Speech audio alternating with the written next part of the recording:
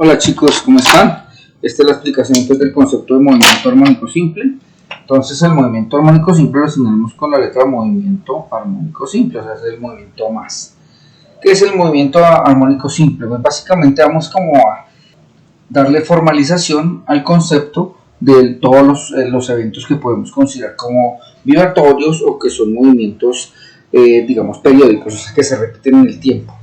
Un movimiento que se repite en el tiempo podría ser, por ejemplo, el de un resorte al que se le cuelga una masa en uno de sus extremos, digamos en este sentido, ¿listo? Y que yo, digamos que separo de su punto de equilibrio un poquito, digamos que lo separo de tal manera que queda estirado un poquitico, se estira de su posición de equilibrio, de una posición, ¿sí? Lo estiramos a una posición 2, o sea, este estiramiento lo llamaremos elongación. Este es uno de las posiciones. ¿Qué empieza si yo lo suelto y lo dejo mover libremente?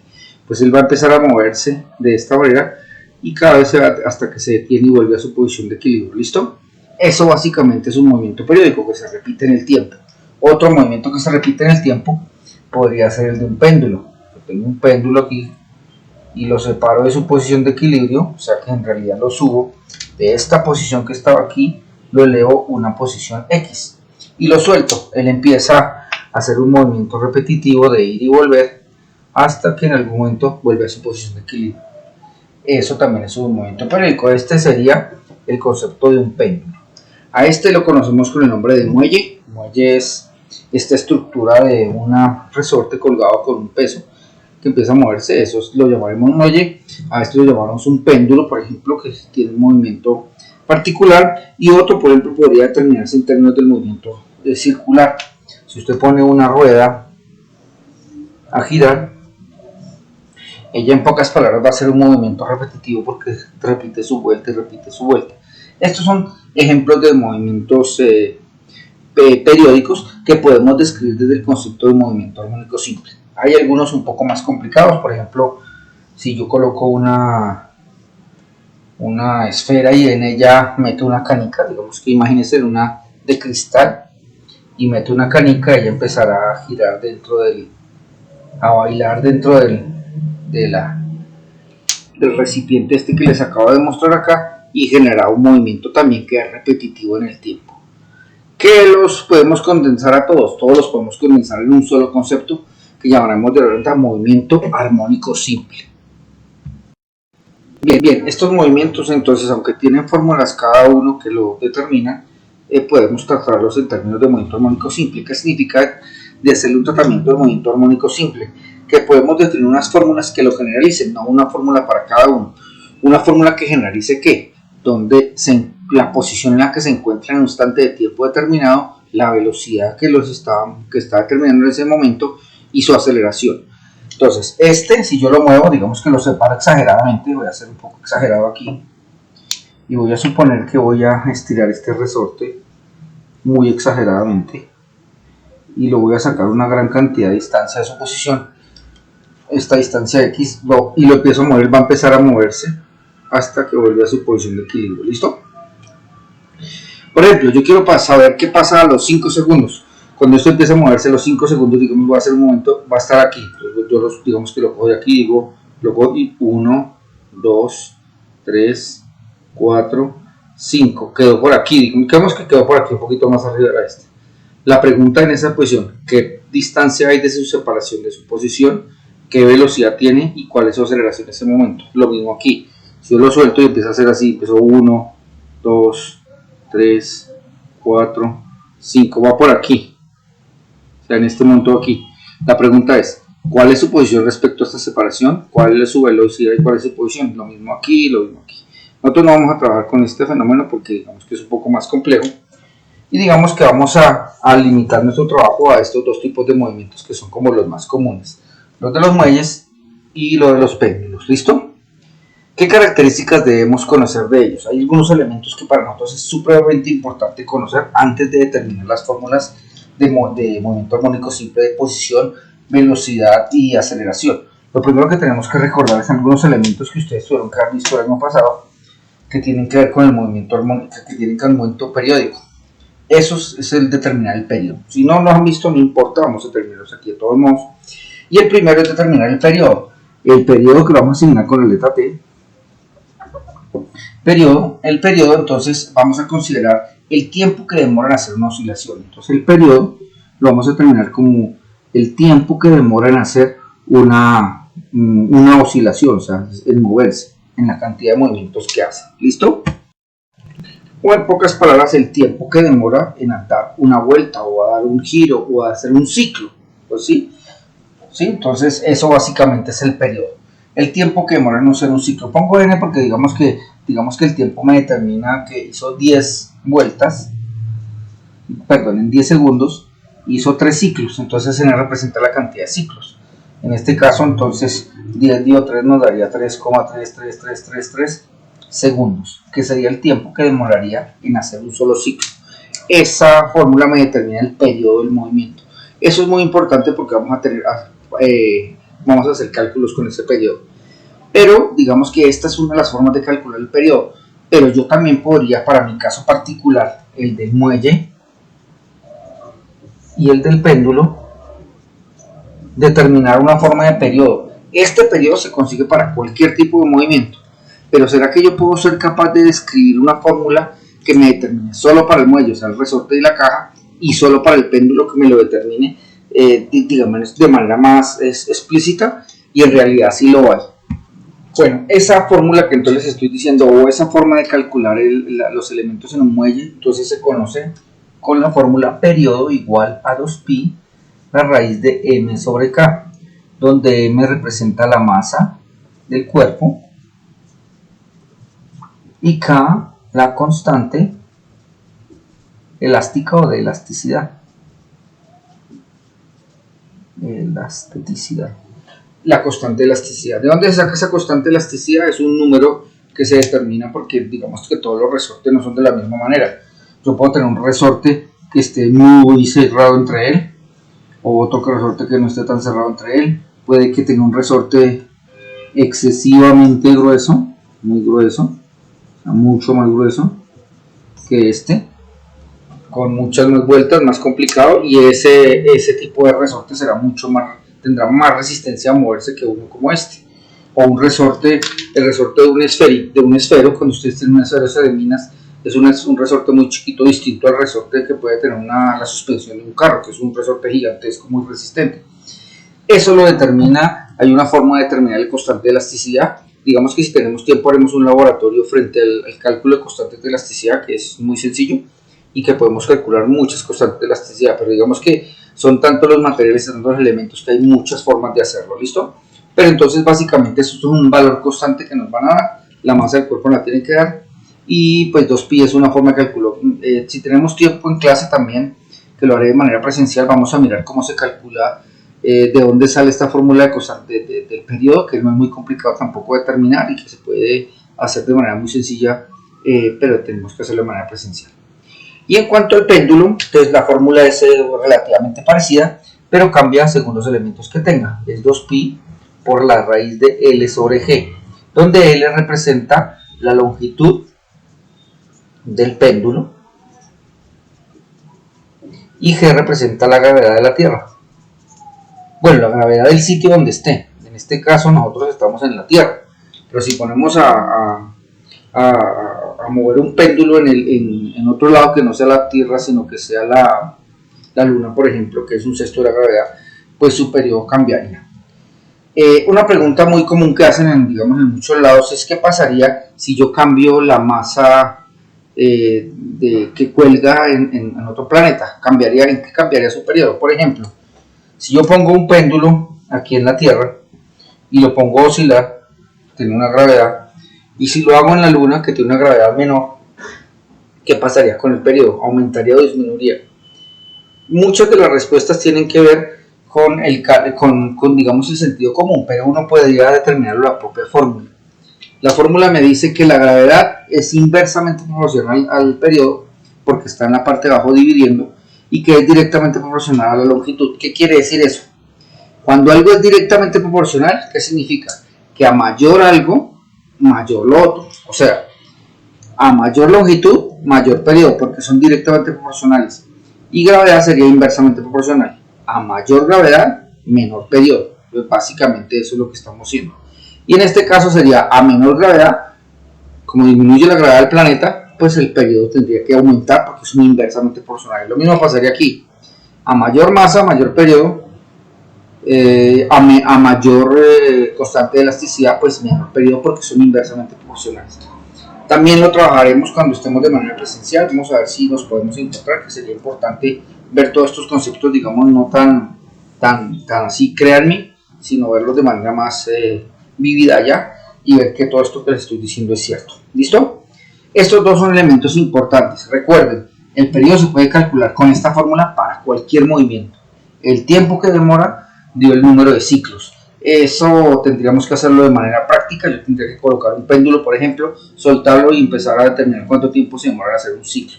Y así podría calcular el periodo. Pero digamos que si no tenemos eso, si no tenemos los datos, por ejemplo, de la masa y de la constante de elasticidad, o tenemos la longitud y la gravedad del sitio donde estamos, pues sería más práctico nosotros calcular ese valor.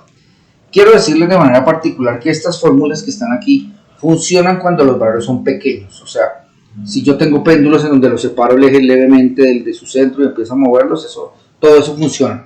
Si ya exagero las medidas, si un resorte lo estiro de tal manera que sea tan exagerado el estiramiento, pues no funcionaría igual. El periodo tendría algunos cambios porque tendría algunos movimientos, se añadirían elementos de energía distintos, pero no vamos a trabajar aquí. Vamos a suponer que el periodo es un valor numérico constante. ¿Qué significa eso, valor numérico constante? Que básicamente si yo, por ejemplo, coloco un péndulo, ahorita lo miramos con el muelle, y lo separo de su punto de equilibrio y lo dejo actuar, el tiempo que va a demorar ir y volver va a ser constante durante todo el movimiento. ¿Qué significa eso?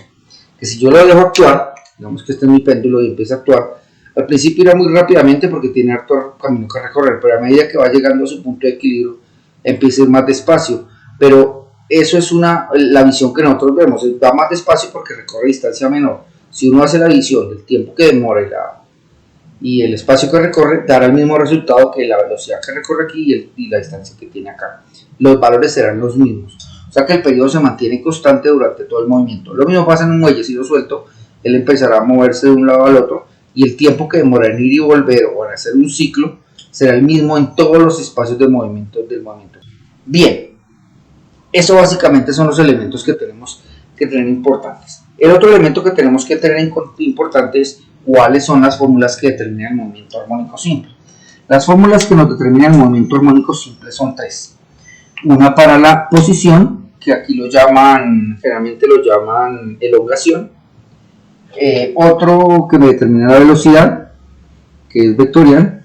Y otro que me determina la aceleración, que también es vectorial.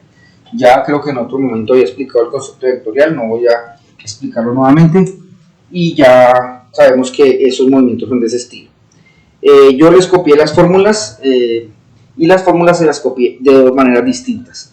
Una cuando parte originalmente de su posición de donde yo lo separo, de su máxima posición de elongación, que a esa máxima posición de elongación la llamaremos amplitud. ¿Qué significa eso? Que si yo tengo, ahora hagámoslo con un resorte, este es mi resorte, mi muelle, perdón, y yo lo separo exageradamente aquí, voy a ser un poco exagerado para que lo noten, lo separo de mi posición de equilibrio mucho. Esta distancia que hay de separación entre ellas dos lo llamamos amplitud.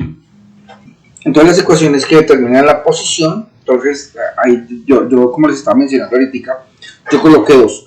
Una cuando yo parto de su posición original, tenemos que esta posición original yo lo suelto y hago que él oscile y haga sus oscilaciones y su movimiento armónico simple. Y otra cosa distinta, si yo empiezo el movimiento cuando ya se ha movido, o sea, no lo empiezo en esta posición, sino lo empiezo por aquí, cuando él ya se ha movido, se ha desplazado a una posición. Ese movimiento de desplazamiento, entonces lo determinamos también en la fórmula, porque usted puede partir o de su posición de equilibrio, donde empieza, o sea, o en su máxima amplitud, o en un punto cualquiera de la posición. En ese caso, entonces, tenemos las ecuaciones que yo les planteo allí en la guía. Bueno, entonces la ecuación que lo determina la vamos a llamar es A coseno de WT, donde ¿qué significa W y qué significa T y qué significa A? A en este caso significa la máxima amplitud, o sea, la máxima elongación que yo le hago a su posición de equilibrio. En este caso, esta máxima separación la llamaremos amplitud. Ya otra posición, cuando digamos la caja vaya por aquí, esta separación que es menor que la amplitud será X, serán todas las posiciones que están. Entonces podemos concluir que A debe ser mayor que cualquier posición que tengamos, obviamente, porque A es la mayor elongación que tenemos. ¿Listo? ¿Qué significa W? W es la velocidad angular. Para no hacerlo tan largo, en términos, digamos, generales, la velocidad angular es la velocidad que tiene un movimiento en términos de su variación de su ángulo. Lo voy a explicar de manera muy simple, aunque esto es mucho más complejo que lo que voy a decir, pero digamos que en términos simples, imaginen la rueda de un automóvil. Esta es la rueda de un automóvil y él se mueve con una velocidad hacia adelante, por efecto de su giro hace que el carro se mueva con una velocidad. Digamos que esa es la velocidad que lleva el movimiento. Pero otra cosa distinta es la tasa de variación que tiene, dependiendo del ángulo, esa velocidad, dependiendo de la posición radial que tengamos. Entonces, podemos determinar una velocidad angular. Esa velocidad angular, que es como esa tasa de variación que está ahí, está directamente relacionada con esto. Así como yo les explicaba ahorita que el movimiento circular uniforme es un movimiento periódico también, se puede relacionar de manera directa con el movimiento armónico simple y por lo tanto con este movimiento periódico también, y por lo tanto podríamos decir que hay una relación entre ellas. La demostración de esta fórmula no es muy compleja y la vamos a dejar también para cuando estemos en clase. Tenemos hartos elementos para trabajar en clase y lo vamos a dejar ya esa demostración. Por ahora vamos a trabajar con la fórmula así. ¿Listo? Listo, entonces esa es la que determinaremos como posición. En cualquier momento, si yo conozco la máxima amplitud que está, la velocidad angular y el tiempo donde yo quiero calcularlo, puedo calcular esa posición que está allí. Ahora, para calcular la posición, la velocidad, la fórmula es menos A W seno de WT. Esta es la fórmula que me determina la velocidad en cualquier momento y tiene las mismas características. El menos tiene una conceptualización vectorial que no vamos a trabajar en este momento. Y finalmente tenemos que la aceleración es menos A W cuadrado coseno de WT. Esa es la aceleración del movimiento. ¿Listo? Como les explicaba ahorita, estas fórmulas están determinadas cuando yo parto desde la posición de máxima elongación. Pero si yo quiero definirlo en cualquier momento, lo único que debo hacer es definir una variable, y esa variable se llama el punto de fase o el punto de donde está variando la posición. Lo único que haremos será aumentarle a esta posición esa posición llamada phi, que es básicamente las fórmulas que ustedes tienen allá en su guía. No voy a dar más explicación de esto, no tenemos que trabajar por ahora más allá de eso, pero sí es importantísimo que nosotros trabajemos la demostración, cómo llegar a estas conclusiones, porque la velocidad angular está relacionada con el movimiento circular uniforme y con estas fórmulas, y cómo estas fórmulas se construyen a partir de ese movimiento allá, y por qué trabajamos funciones trigonométricas. Bueno, uno puede inducir desde aquí que las funciones trigonométricas son periódicas. Ustedes vieron el año pasado cuando hicieron sus gráficas de funciones trigonométricas, perdón, aquí lo hice un poquito bajito, cuando vieron sus gráficas de funciones trigonométricas, que por ejemplo el seno tiene esta estructura y que ya tiene un periodo de 2pi. ¿Qué significa que tiene un periodo de 2pi? Que cada 2pi radianes podemos ver repetida la función. 2pi, 4pi, 6pi, etc. Y lo mismo hacia atrás, tenemos la misma relación. Entonces, se repite cada 2pi, entonces como está relacionado a una función periódica, pues su relación debe darse desde acá. Nosotros podemos verlo después de manera más simple. Si yo quisiera verlo en términos gráficos, imagínense que yo tengo un resorte y lo elongo hasta acá y lo empiezo a mover, él me empieza a describir esta función que está aquí. O sea, empieza a moverse así y puedo ver que sube, baja, sube, baja, sube, baja, y podemos determinar que este es el tiempo y esta es su posición. Entonces podemos determinar que la gráfica se está comportando de esta manera. Y la tasa de variación de la velocidad y la tasa de variación de la aceleración están dadas también por esas funciones trigonométricas. Bien, básicamente eso son las fórmulas que salen de ahí y su determinación viene desde ahí. Listo. Ya lo que nos queda es ver cómo se aplican estas fórmulas y como dado una posición de tiempo puedo calcular la aceleración. Es importante que tengan en cuenta, y creo que muchos de ustedes se están preguntando, profesor, pero usted nos habló aquí del periodo, pero dentro de la fórmula no aparecen los elementos del periodo. Y es porque el periodo nos ayuda a calcular la velocidad angular. ¿Sí? La velocidad angular es igual a la fórmula 2pi radianes sobre periodo. O sea que yo conociendo el valor del periodo puedo saber la posición de la velocidad angular. ¿Listo? Entonces con esta fórmula puedo determinar la velocidad angular y con ese elemento lo puedo incluir acá. Uno puede reemplazar aquí la fórmula y bueno, y puede determinar solo en términos del periodo y tiempo, pero no, por ahora no lo vamos a trabajar. Y otra fórmula que nos interesa es el concepto de frecuencia. Frecuencia es una relación que está relacionada de cuántas oscilaciones puedo hacer en un solo segundo. Entonces la frecuencia está determinada por el número de oscilaciones que se hace dividido el tiempo que se necesita. Y fíjense que esta, en términos de la anterior, es inversa. ¿Se acuerdan que el periodo era T sobre N? Entonces fíjense que esta está de una manera y esta es su inversa. Por lo tanto, si esta es su inversa, significa que si nos dan en algún momento la frecuencia, podemos determinar el periodo, con el periodo podemos determinar la velocidad angular. Si necesitamos calcular el periodo, ya no teniendo la posibilidad del número de vueltas y el tiempo, podemos calcularlo con la longitud. Si es un péndulo, con la longitud y la gravedad, y con la masa y la constante de elasticidad del resorte. Bien, ahora sí pasemos entonces a la parte donde tenemos que utilizar estas fórmulas, que es la siguiente elemento que vamos a trabajar. Entonces el ejercicio dice, voy a leerlos parecido al cuarto que dice ahí. El cuarto que ustedes tienen dice: la aceleración en metros por segundo de un movimiento armónico simple viene dado por la fórmula. Entonces a de t es igual a menos, voy a colocar aquí menos 328, me estoy inventando el número, pi cuadrado,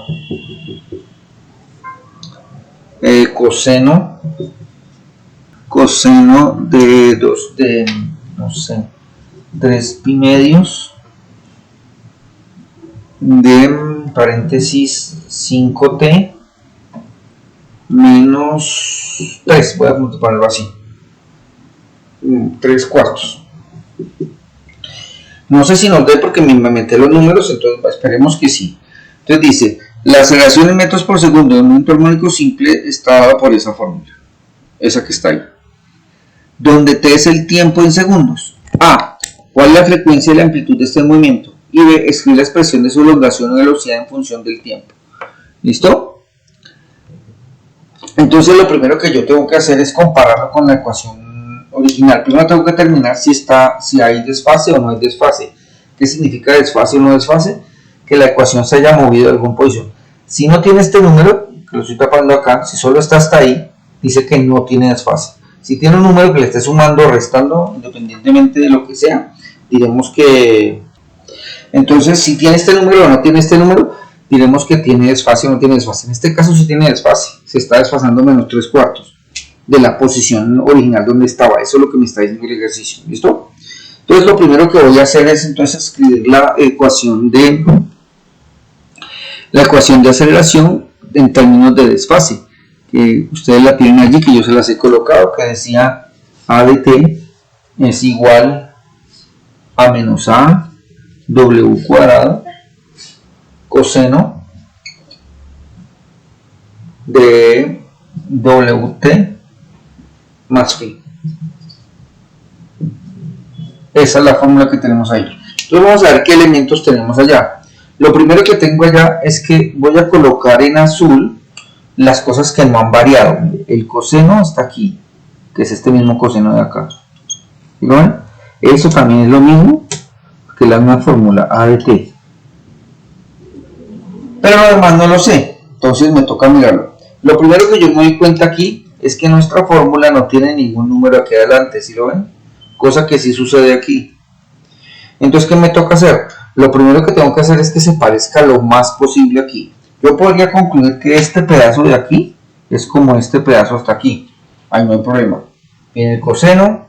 Uno podría pensar que este pedazo es igual a este, pero el problema es que este tiene un número aquí adelante. Entonces lo primero que tengo que hacer es incluirlo aquí dentro del paréntesis para que me quede igual. Sería como el primer paso antes de empezar. Entonces sería a de t, a que es igual a menos 328 pi cuadrado coseno de, y multiplico este con este y este con este. Entonces, ¿qué me quedaría?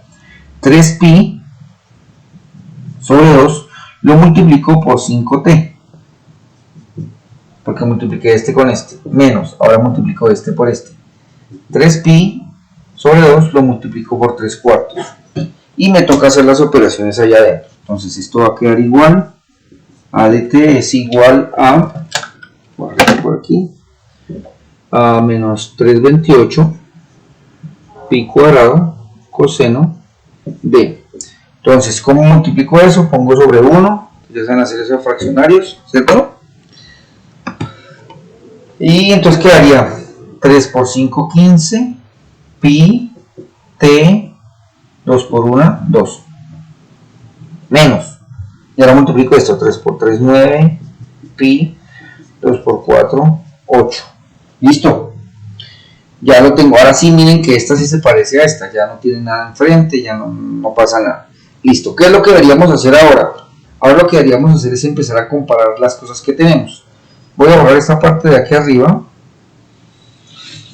Y ya que tenemos nuestra ecuación correcta, voy a borrar esto también. Y ya tenemos nuestra ecuación correcta. Entonces recuerden, la fórmula era menos AW cuadrado coseno de WT más phi. Entonces, ¿qué puedo concluir? Que menos AW cuadrado es igual a menos 328 pi cuadrado.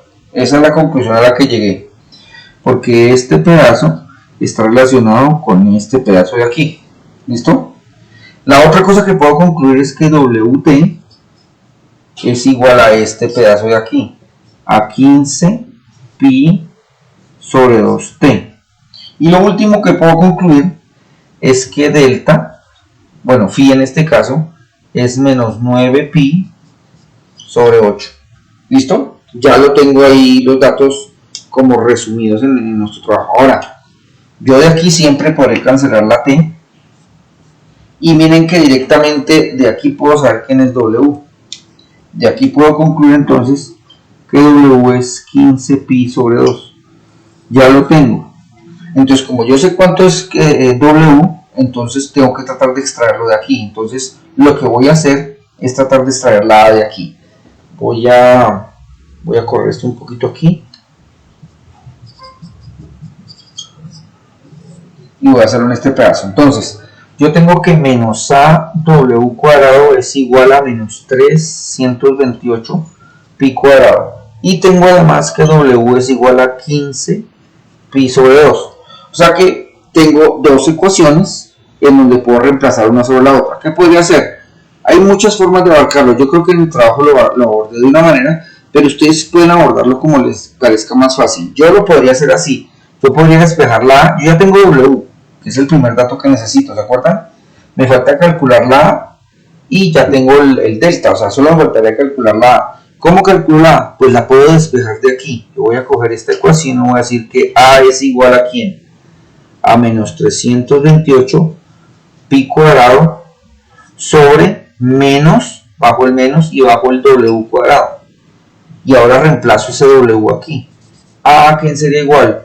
A menos 328 pi sobre menos W cuadrado. ¿Quién es W?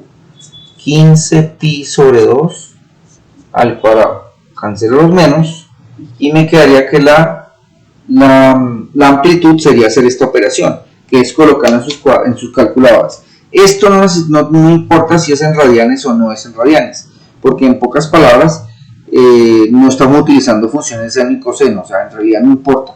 Cuando usted utilice el coseno y el seno es donde tiene que tener cuidado con los radianes. Yo no voy a utilizar esa calculadora, sino voy a utilizar esta. ¿Por qué? Porque pues esta me da la posibilidad de poner el fraccionario de una vez. Ustedes lo van a hacer, o sea, bueno, hagámoslo completo para que no haya problemas. Voy a borrar este lado de acá. Ya lo tenemos allí.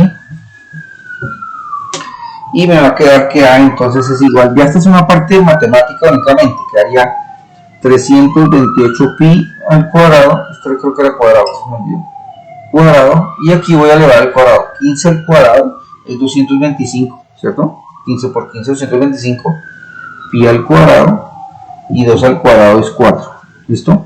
Pongo el 1 y multiplico así, entonces me quedaría que A es 328 pi cuadrado por 4, ¿sí? Es este número aquí, sobre 225 pi cuadrado por 1. Bueno, no hay necesidad de hacerlo. Y hago la operación. Entonces aquí sí digo 328 por 4. Me queda 1312 pi cuadrado sobre 225 pi cuadrado. Fíjense que el pi cuadrado se cancela con el pi cuadrado. Y me quedaría que a amplitud es igual a 1312 sobre 225. O sea que la amplitud me quedaría igual a 1312 dividido 225, que me queda ese número, 5,831 metros. Y listo, quedó terminado el ejercicio. Bueno, o terminado no, ya calculamos todo. Ya sabemos cuánto vale W, ya sabemos cuánto vale A y borré el phi. Pero ya sabemos también cuánto costaba phi en ese ejercicio. ¿Listo? Y eso es todo básicamente lo que tienen que hacer. Es como un sistema de ecuaciones. Si ustedes se fijan, más que todo, más que un proceso físico, es un proceso matemático. Por eso cuando yo les digo a ustedes que se equivocan en los procesos matemáticos o aritméticos, es porque en alguno de estos procesos cometieron algún error. No tuvieron en cuenta si son fraccionarios, si son multiplicaciones, si son divisiones, si está el cuadrado, si hay un signo. Y por ejemplo, equivocarse en un signo en física es gravísimo, porque usted está diciendo, cuando se equivoca en un signo, si se equivoca por ejemplo en la amplitud, está diciendo que no se estaba, por ejemplo, ¿qué significa que usted le ponga una amplitud diferente? Aquí sería positiva y aquí sería negativa, porque la amplitud está en el punto máximo, pero al otro lado lo que está diciendo es negativo. ¿Sí me entienden? O si usted dice la velocidad, dice la dirección donde está moviendo, o la aceleración, en qué cantidad de aceleración se está dando, ¿sí? Pero si usted por ejemplo le da el tiempo igual a menos 5 segundos, pues eso es imposible. ¿Cómo uno se va a devolver 5 segundos en el tiempo? O sea, si usted matemáticamente llegó a esta conclusión con fórmulas correctas, descubrió el viaje en el tiempo, porque esto no es posible, no podemos viajar en el tiempo. Entonces esto sería gravísimo. Entonces por eso soy a veces un poquito exigente en los signos, porque digamos que un signo tiene un significado en física muy importante. En matemáticas tiene un significado de ser negativo o positivo, pero en física tiene unos significados bastante particulares. Ya las otras fórmulas que les están pidiendo de posición, pues se reemplazan los datos. A coseno de WT. Entonces ya tiene A, lo reemplaza, tiene W, lo reemplaza, y phi, entonces lo reemplaza el phi y ya le dio las fórmulas. O sea, en realidad, si usted calcula estas, simplemente las reemplaza en sus ecuaciones que conoce. ¿Listo? Bien, ¿alguna pregunta, duda, inquietud que hay ahí en ese ejercicio?